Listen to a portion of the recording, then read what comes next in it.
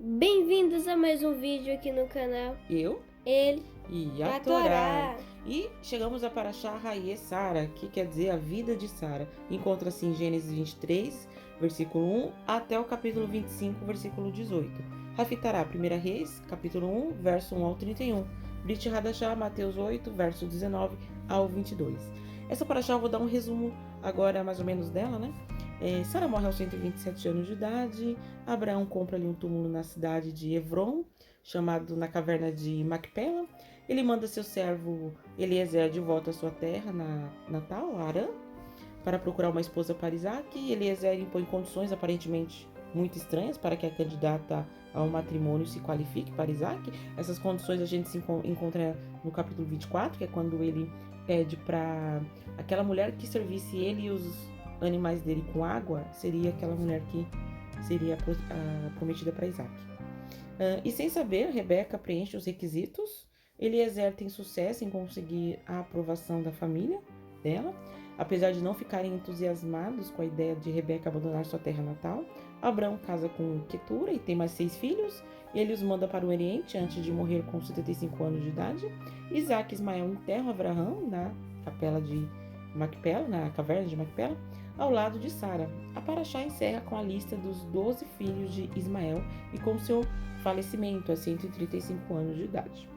Mas nessa Parashá, como eu sempre falo que eu escolho um assunto, eu vou falar bem o título da Parashá, a vida de Sara, que é aquilo que já começa no capítulo 1, já falando que ela morreu com 127 anos, mas nem fala a palavra morte. Fala vida de Sara. Enfatiza muito a vida de Sara. É isso que eu vou falar depois da vinheta. Você queria me perguntar alguma coisa? Sim, porque ela morre. A Bíblia não menciona como ela morre, mas a tradição judaica diz que foi nesse momento quando Abraão voltou, né, quando ia sacrificar Isaac, né, e quando não aconteceu e ela teve uma emoção muito forte e morreu, mas a tradição fala, né, a Bíblia não menciona exatamente como foi a morte dela. Mas vamos lá, depois da vinheta, então nós entraremos com essa Parashá.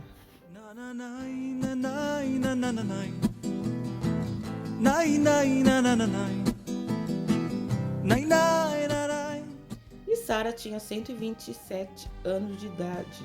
Esses foram os anos da vida de Sara. O nome da Parashá, como falamos, é Hayê, que quer dizer a vida de, ou vidas. No primeiro capítulo nem é mencionado sua morte, mas sua vida. Hoje em dia é comum chorarmos ou lamentar por entes que se foram, e isso é natural. Mas Deus quer que nós lembramos da vida, porque a vida não acaba quando morremos. Para aqueles que serão salvos, a palavra de Deus diz que o Eterno não é Deus de mortos, mas sim dos vivos, porque para ele todos vivem. Lucas 20, 38. Temos que lembrar de como foi a vida da pessoa Sara. Teve uma vida abençoada, teve seu nome mudado de Saraí para Sara, que quer dizer princesa. Foi abençoada com filho mesmo sendo estéril. O Eterno abriu a sua madre para se cumprir a promessa que ela seria mãe de multidões e todas as famílias seriam abençoadas na terra. Pedro a menciona como um bom exemplo quando vai falar sobre a mulher obediente ao esposo. 1 Pedro 3, 5, 6 diz assim: Pois foi assim também que a si mesma se ataviaram outrora as santas mulheres que esperavam em Deus, estando submissas a seu próprio marido, como fazia Sara, que obedeceu a Abraão, chamando-lhe de Senhor, da qual vós vos tornaste filhas, praticando o bem e não temendo perturbação alguma. Alguma coisa para falar? Não. Por isso, devemos fazer o bem nesses anos de vida que temos. Se um ente querido nosso morre, devemos lembrar não da sua morte, mas de sua vida.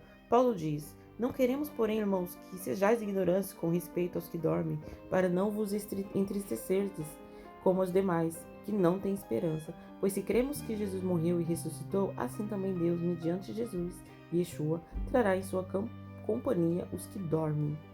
Hayê Sara, que significa as vidas de Sara, nos mostra que existem vários níveis entre a vida e a morte. A morte em si não existe, sendo uma ilusão do mundo físico, uma porta de passagem para uma nova dimensão. Também podemos dizer que muitas pessoas estão vivas fisicamente, mas mortas espiritualmente. Não despertam para uma vida consciente plena. Outras já se foram, mas estão presentes em nossas vidas, seja em lembranças ou mesmo em exemplos e heranças positivas que nos deixam. Yeshua nos diz que veio para que tenhamos vida e vida em abundância, conforme João 10:10. A palavra raiz de vida, que é zoe em grego, tem um significado bem interessante que nos diz. Aliás, a zoe já tem um significado interessante, mas raiz de zoe, a palavra raiz é zão. E olha só que significado interessante: viver, respirar, estar entre os vivos, não inanimado, não morto, gozar de vida real, ter a vida verdadeira, ser ativo, abençoado, eterno no reino de Deus. Ou seja, ter uma vida plena, abundante, tanto aqui na terra como no reino de Deus. Quando Yeshua fala isso, ele está no contexto do ladrão, que ele fala que o ladrão veio para roubar, matar e destruir. Então você vê que é algo físico. Aí ele fala, mas eu vim para que tenham vida e vida abundante. Então aqueles que creem em Yeshua terão uma vida plena, e a vida abundante não é só em número de dias, mas é uma vida boa, uma vida de felicidade. Lógico que vamos passar tribulações, vamos passar momentos de provações, que isso faz parte da vida. Mas sabemos que no final tudo vai dar certo. Que mesmo que nós morramos, aqueles que morrem crendo em Yeshua, guardando os seus mandamentos, vão reinar com ele, como Paulo diz, na eternidade. Por isso que Sara, a Bíblia já começa ali o versículo de Gênesis 23, falando, e Sara viveu, aliás, no hebraico é até interessante que fala assim, Sara viveu 100 anos, 20 anos e 7 anos. Ele dá essa pausa para falar cada ano de vivida, né? Tipo, representando, ele achou uma coisa interessante. Então, tá falando ali muito da vida, não da morte. Então, tenhamos uma boa vida, lembramos das pessoas que se vão, lembramos como foi a vida dela, e nós devemos deixar nosso legado também. Ou seja, viver uma vida feliz, abundante, mas não no pecado. Aliás, não precisa estar no pecado para ser feliz. Então, nós precisamos viver uma vida sem pecado e, ao mesmo tempo, uma vida feliz, ampla. Entendeu? O que você tem para falar sobre essa paraxá? O que eu tenho para falar é que a Sara teve uma vida muito feliz. Exatamente, teve seus problemas, com certeza, como vida de todo mundo, mas em todas as vezes Deus deu a vitória para ela. E é isso, gente. Ficou um pouco depois do Shabat, né? Então, Shabat Shalom e também Shavuot Tov, que é uma boa semana a todos. E nos vemos, se o Eterno assim permitir, até a próxima paraxá. Exato, tchau. Não, espera. Antes, deixa o like, se inscreva no canal, para receber todas as notificações e compartilhe.